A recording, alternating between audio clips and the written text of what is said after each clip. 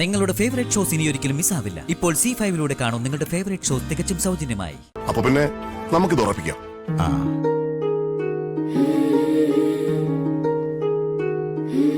അതാരാ?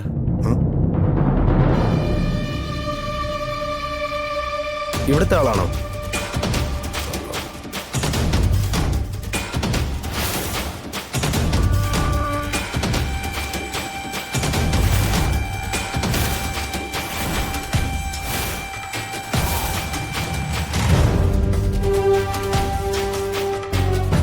ഈ കുട്ടിയെ ഞങ്ങൾ അറിയും.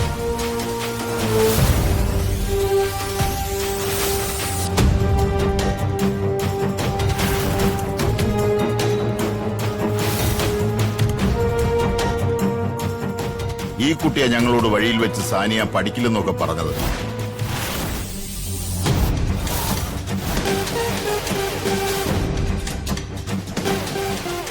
ഋതിക ഏട്ടന്റെ മോളാ. അത് ശരി. എന്നിട്ടെന്താ ഞങ്ങളെ പരിചയപ്പെടുത്താതിരുന്നത്? വർമാജി, അപവാദം പറഞ്ഞത് വേറെ ആരുമല്ല, സ്വന്തം മോള് തന്നെയാ.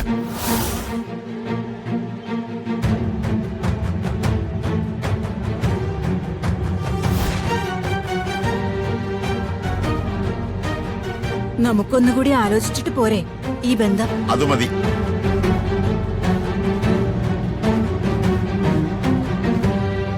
സ്വന്തം മോളെ ഒരു അച്ഛൻ പരിചയപ്പെടുത്തിയില്ലെങ്കിൽ അതിന് തക്കതായ കാരണം ഉണ്ടാവുമല്ലോ.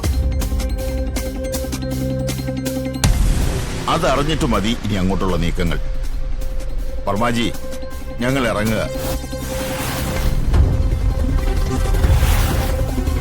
പിണങ്ങിപ്പോവുകയൊന്നുമല്ല, ഞങ്ങൾക്ക് ഈ ബന്ധത്തെപ്പറ്റി ഒന്നുകൂടി ആലോചിക്കണം.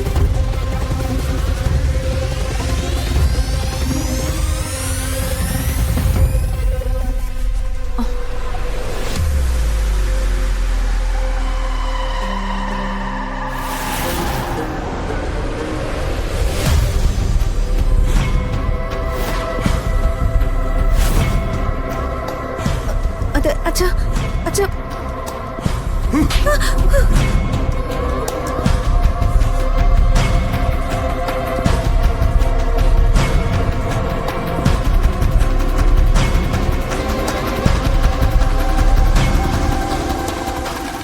ഞങ്ങൾ നിന്നോട് എന്ത് ദ്രോഹം ചെയ്തു? എന്തിനാ നീ ഞങ്ങളോട് ഇങ്ങനെയൊക്കെ ചെയ്യുന്നത്? എന്റെ മോളുടെ ജീവിതം നശിപ്പിച്ചല്ലോ നീ. അമ്മേ, ഞാൻ വേണ്ടടി, ഒന്നും നീ പറയണ്ട. നിനക്കേ എന്റെ മോളോട് അസൂയ, അതുകൊണ്ടാ ഈ കല്യാണം മുടക്കാൻ നീ ശ്രമിച്ചത്. പ്രതാപ, എന്തിനാ ഇവൾ ഇങ്ങനൊരു ദ്രോഹം ഞങ്ങളോട് ചെയ്തത്? അതിന് പകുതി രക്തമല്ലേ എന്റെ ഉള്ളൂ, ബാക്കി പകുതി അവളുടെ അല്ലേ, പത്മാവതി എന്ന എന്റെ ഭാര്യയുടെ. ഇവൾ ഇങ്ങനെ ചെയ്തില്ലെങ്കിലേ അത്ഭുതമുള്ളൂ. പത്മാവതി കോടതിയിൽ എന്റെ മാനം കളഞ്ഞു, ഇവള് കൂടെ ജീവിച്ച് എന്റെ മാനം കളയുന്നു. മിണ്ടി പോകരുത്. അച്ഛനോ? ഇനി നീ എന്നെ അങ്ങനെ വിളിക്കരുത്. നീ എന്റെ ആരുമല്ല. ആ കിടക്കുന്ന പട്ടിയുടെ സ്ഥാനം പോലും നിനക്കെന്റെ മനസ്സിലില്ല. വിഷവിത്താ നീ, വിഷവിത്ത്.